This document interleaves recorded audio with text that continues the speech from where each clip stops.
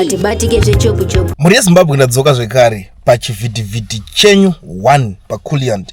Regedzai tionisane, pane nyaya dzakawanda dziri kupisa, but tisatapedza nguva kaiwo. Tell a friend to tell a friend kuti Cooliant is online. Nyaya dziya dzakutanga kunaya. Anditi kune gamba rimwe rakafa, another brigadier general vanonzi brigadier general Jonathan Hunkwe Chiduke, ndo vakashaya mazuva anaya atiri, ende vakabva vatongodeclarewa kuitwa national hero passport. Ndo situation iripo.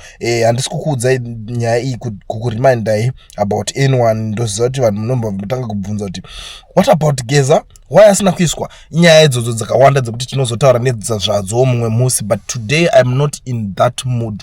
Regedzai tinzwe imwe nyaya iri kupisa panapa. Vaprofesa Love Madhuku vachiri kuramba vakatsomwa, zvinhu hazvina kumira mushe pamaoffices avo.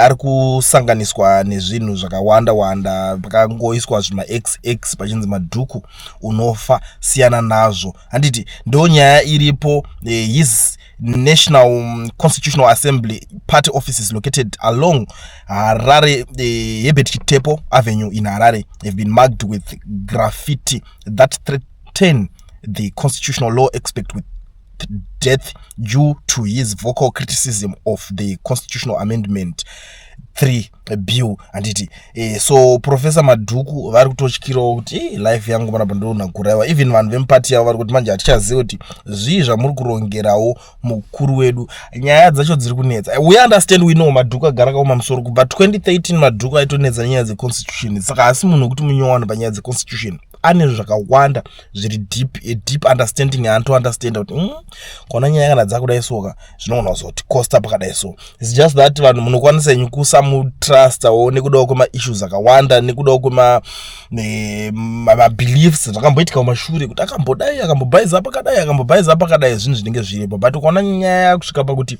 maoffices ako anomakwa achiudzwa kuti unofa, pafeya zvine zvakutyisa. Ndiri kunyebera iyo ndopaunonzwa kuti umwe munhu anozopedzera azongozvisiya akadaro bva ngoti ndachazvikwanise.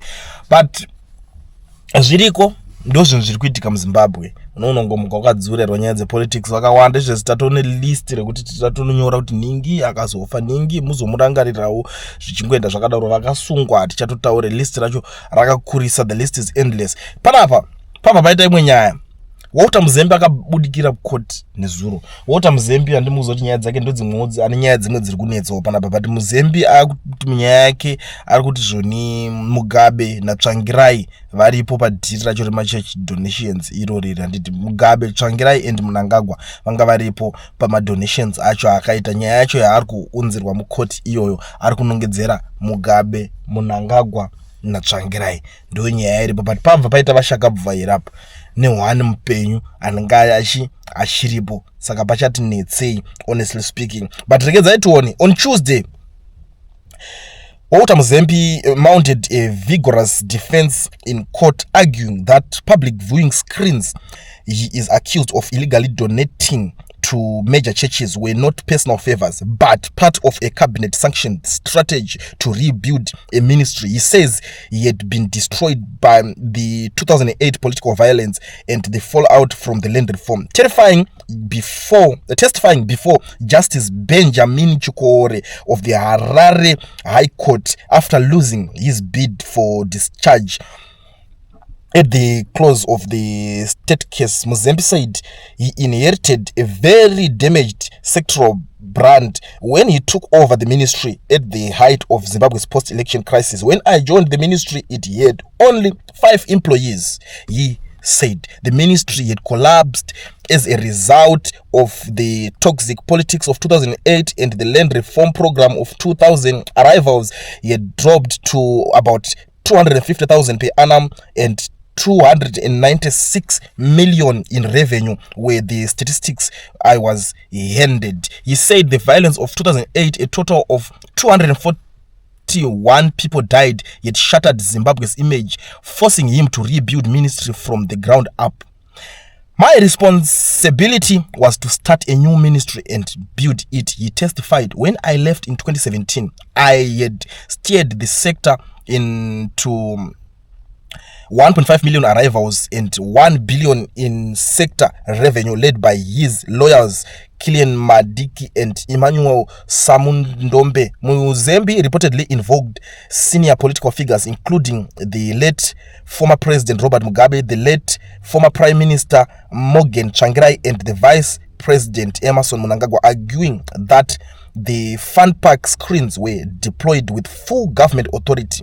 Mugabe gave me the power to donate the TVs, he said. Even Tsvangirai gave a nod. Mnangagwa handed over the assets at Mpungo Zion Church of Christ he was assigned by Mugabe. Even Sekaramai was there when the TVs were commissioned. I can't imagine an electoral decision being endorsed by the government. He said the screens originated from Zimbabwe's preparations for the 2010 FIFA World Cup after cabinet mandated a multi-sector task force to set up a fun picks and use football, the biggest political party, to hold a divided nation. Three genesis of the fun picks was that they were processed by the Sports Tourism Image and Tourism Task Force. He said football had the potential to unite our people because they were too divided due to the political tensions in 2008. Ndo mamirira akaita chinhu chacho panapa. Nyaya yacho yaMuzembe yakazoreba manje atizokwanisa kuzoramba tichingoiterera because toona kuzokotsera panapa, but nyaya yacho yakareba and futi tikuona pane vanhu machurches ari kubatanidzirwa because pane hanzi said government benchmark global regional destinations including Jerusalem, Rome, TB Joshua and ZCC and concluded that Zimbabwe could harness its own high volume churches such as PhD, ZCC and UFIC. Saka vanhu vakakaningirina vakaita sana makandiwa varimo futi pakupuwa mabeneficiaries acho. Prophet Walter Magaya varipo futi a major beneficiary. Vakawanda vanhu vari kungotaurwa ipapo ningite kampa mabeneficiaries echinhu chacho ichocho chikutaurwa. Saka Muzembe ari kuti ina mungarambe muchizongonetsa inini ndandega kapa chinhu chacho chinechi because takawanda vanhu vakuti vakabenefita plus hanzi handina kuita zvinhu zvemusoro wangu ba, ndakaita zvinhu zvanga zvabvumiranwa ndapuwa mvumo naMugabe. Tsvangirai ndobva agutsirira musoro kubvumirana nazvo. Mnangagwa ndobva atoenda kunoita hand over ku ZCC and Sidney Sekaramai was part of the crew yevanhu vakanoendesa zvinhu. Muri kuona mamiriro akaita nyaya yacho. Saka iri kuvhiringidza. I don't know kuti Muzembe anopabuda here ipapa, but so far maonero andakaita zvangu ari kunyatsobudisa evidence iri kuti batikei zviri kuita kumeka sense.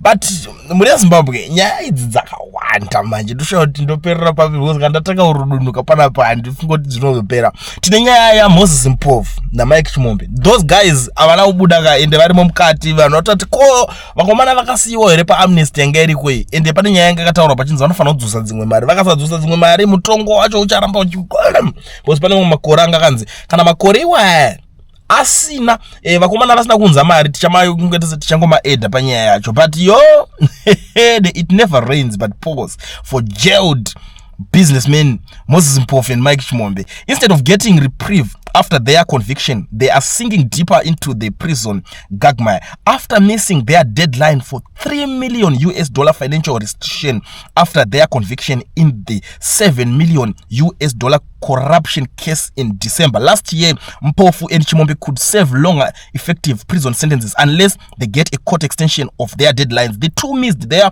February 28 deadline to repay back the state about $3 million. They do not have any money to pay that. The duo was already struggling with their huge legal bills and to support their families, so paying restitution is beyond their means. Mpofu was required to repay $2 million and 60 something Chimombe was supposed to pay 964,064,64 Failure to meet this deadline means the portions of their sentences that were suspended on the condition of repaying may now be activated through they can still petition the High Court for an extension. The Supreme Court is scheduled to hear their application for leave to appeal both their convictions and sentences on March 6th. The two were convicted on defrauding government over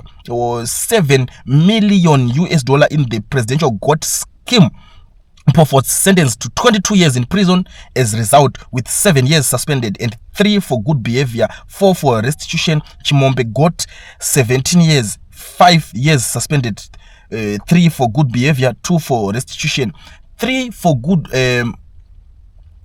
3 for good behavior. But in December 2025, the state withdrew fraud charges against the pair regarding an alleged illegal 9.2 million streetlight tender from the Harare City Council. While the streetlight case was withdrawn, Mpofu still faces a separate case related to a biogas deal with the Harare City Council. Saka baba kubuda kwacho bena ndeze politics ba beneficiaries baba unongochibenefita itori lesson ine vanhu vakawanda vekuti zviso vari kupfuma vachitemba musangano vachiti tinovakomana pamberi negwara remusangano. Yes, gwara remusangano rinokwanisa kupfumisa vakomana muchitoita yamuri kuita, asi mukazongopesana chete ndo magumo azvo kwazvinezenge zvazoperera. But I feel sorry for these guys because bamba kanzonesa kati chazongokubvisira 2 years 3 years uyu restitution dzako shamwa tokubvisira makore akati kana uchinge wazodzosa mari vatakumana vanenge vari kuzvifananidza kuti asha ini ndazombogara dzimwe 13 years mukati futi ini ndozonzi shamwa ndamborova 17 years shamwari ndozonzi ndobvisirwa dzimwe chiko dzimwe 3 years dzekuti ndadzosa mari handinatoka inenzi yadeuka ndozvanenge chitongosimbisana saka anenge akutongoti vakadzi vaotanga kutongoita uma business vari panze papa. But the bad part is that this Mike Chimombe guy ane 2 akadzi ndo the bad part penyeyo iyi ane 2 akadzi saka I feel sorry for the ladies honestly because nomuziva kuti amana it's not easy kuti murume unogara makore ese even kana 5 years akadzi vari 2 unozongotendesekawo zvavo kudedi but unodzoka zvinhu zvese zvakutofamba nemwe direction. But that is kana vakadzi vacho vakadzidziswa mabusiness because honestly ma-African men isusu we believe mune zvinhu zvakatosiyana nezvinobhilivhwa nevanhu vamwe vese vari kunzoko. Isusu ma-African men tobhilivha kuti tinenge titori maproviders. Mukadzi anenge achitongogara pa10 zvapera achiita zvefamily achitoita yaari kutoita pamba iyo zvatopera zvakadaro because kubasa kunenge chichika kuti anogona kuzononyengwa nemabhosi anozoita sei like zvinhu zvakuzobuda vamwe vanenge vachizviti vanzi ma-working class vaive vari kuita mbiri nema-managers kumabasa but kuzoitawo vamwewo vari serious about their lives, kuzoitawo vamwewo ma-working class wekuti wakatororwawo nemunhu asingakutokwanisa kutokuchengeta anenge atori munhu wechibharanziwo but vamwewo vanikaitawo mambinga ndo vanongoti right ini zvandoita mukadzi wangu hangaendawo basa but ndokwanisa kuita se kumuitira kuti ndomubatsira kumuvhurira mabusinesses ekuti anenge achikwanisa kumanager so that anenge asina munhu anenge ari on top of ye wekuti anokwanisa kuzongoita zvese ndo zvinhu mamirira zvinenge zvakangoita. But pane nyaya iyi iri kusiririsa guys honestly speaking. Pane nyaya dzekuti dzinotanga muchingoti ninga akadai so vanhu vanombojamuka kamaZimbabweans ningi ndezvake ningandasai but yachinja inyaya iyi guys. Ukanyatsoiteerera ukanyatsogara pasi wakadzikama inini chinozoita ndizofila for everyone because inini ndinomira nemaZimbabweans ndochinje kutanga icho chandinogara nichiita from day 1 ndikuti mazimba ndo vanhu vedu as long as uri munhu wekuZimbabwe utori wangu kutodaro last number chache nditonyatsokutokuFila kuti aiwa apa ndasangana na homeboy wangu zvekuzoti unobhilivha munani unoenda kuchechi kwani unopinda kana political party yani I don't care as long as ndongomira newe chero uri wekuZANU-PF ndomira newe as a citizen uri muZimbabwe ngeinini uri weku opposition ndomira newe as citizen uri wemunyika mangu usingatoite zvepolitics ngoma ndiyo vekumachechi totoya futi totokuonesai kana mukinge muri kutosangana nezvamusangana nazvo toti chechi yakaningiwa kudzvanyirira vanhu ndokumira nemaZimbabweans kwacho kwatinoita. Hatina kuti tingati kwaningi hatidzai kwaningi hatitaure totaura nyaya dzese dzine dzichingoitika. Saka semazuva ese muri eZimbabwe ndoda kungokutendai ndoda kutenda mahwinti madriver timu rinoshanda maningikini yanditi vezviPPP vari kuita kuti mhuri dzichiguta ndo vandatenda futi magarden boy vari muno mujoza vari kupedza masports vakomana muri kuraramisa mhuri. Ndoda kutenda even nesupport yamunenge muchitipa panapa rutsigiro rwenyu rwamunotipa magard timu rangu masecurity guard nevese vanongoendawo kumabasa vachingoita zvakasiyana siyana vanocheka miti mabhirida madhaka boy vese vanoti vakangowana wifi pamurungu votomboti tikatombonzwa kuti nhasi chichiri kuitika kuZimbabwe voya paCoolient vabva vatsvaga nyaya yanzwa kuti zvakamira sei. Mese guys makakosha ndokutendai, rambai makadaro ende ndoramba ndichivimba nemi, ndinodada nemi, timu remaUber, timu dhudhudhu vanodilivhera chikafu, Mr D Deliveries. Thank you guys, muri vanhu vekutotika pamoyo pangu amubve ndosaka pese patinosangana as like I'm that person who I don't like kuti asangana uzoti but kwanguti wangu wadi Coolient wadi boy tichimhoresana tichitoenda zvinongo ndifeelisa good, so ngoti ngamana proud to be a Zimbo because ndikutoona vamwe nekumusha vakadaro.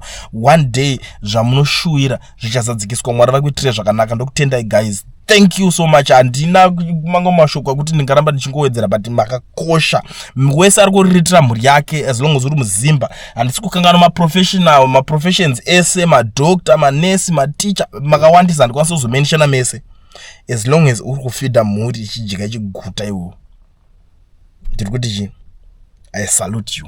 Ndozvandadawo ndingotaura, but ndisandaenda zvangu sandarova pasi. Regedze ndishandise mukana uno mhuri yeZimbabwe kuzivisana nemi maZimbabweans ese vari munyika yeSouth Africa muno vari kudawo kuregisterwa macompanies vaya nekuvhurirwa maFNB business accounts vasina mawork permits kana kuti mastudy permits. Mazuva ano zvaizi ndiri kuti batai company inonzi Education Research inotungamirirwa nana Mukoma Owen. Idzi ndidzo shasha vanokwanisa kukuregistera company vokuvhurira FNB business account usina work permit kana study permit. Chako ndochonofanira kuita kuvabata wotaura navo. Namba ndidzo dzendakuisira pascreen apa idzo. Haunide kumbotravela kuenda kunoita kwavanoitira ikoko. Unoitira vanokutokubatsira vari kwavari ikoko, iwo uri kwauri ikoko. Handiti ndo advantage ye-education research iyoyo, and very reliable, affordable, professional futi, and haumbo ningirikine chero vari kunze kweSouth Africa munokwanisa kubatsirwa futi. Munokwanisa kuregister macompany muSouth Africa muno. Uri kunze kweSouth Africa unokwanisa utouya muSouth Africa utovhuruka company, utoregister company, utoenda FNB business account. Even if you are out there, kana uchizokwanisa ngoti passport yako ipinde muSouth Africa, ndizive kuti unozozviitawo sei, but chinenge chidiwa chete ipapo i-entry stamp handiti kuti zvinhu zvako zvinge zvichikufambira. Saka education research is the way to go. Vasina mawork permit musasaudzwe nyaya dzekunyepa ba zvinoita. Batai Mukoma Owen, namba ndatoisa pascreen apo. Usaswera uchibvunza vanhu vasingana information yakakwana. Kana wa serious about this thing, uchida kuita chimwe chinhu muupenyu, uda kudzidzisa nhasi, usamboswera uchibvunza munhu asina umbobvira akazviita. Bvunzai vakazviita, kana kungonanga torai number straight motaura naMukoma Owen mobatsirwa. Handiti as long as une passport handione kana problem pazvinhu zvese zvinobva watongoitirwa ipapapa. And havasive kuti ungatozoswera uchiti wotosvika kuti unotanga uchiti kudii, ngoti ndaona advert kwaCoolient hanzi ndimi muri kuregister macompany nekuvhura maFNB business account, please help me zvinhu zvangu zvifambe. Vanobva vatongokudaira paspot wobva watoitirwa zvinhu zvako, so unozodii mangwana.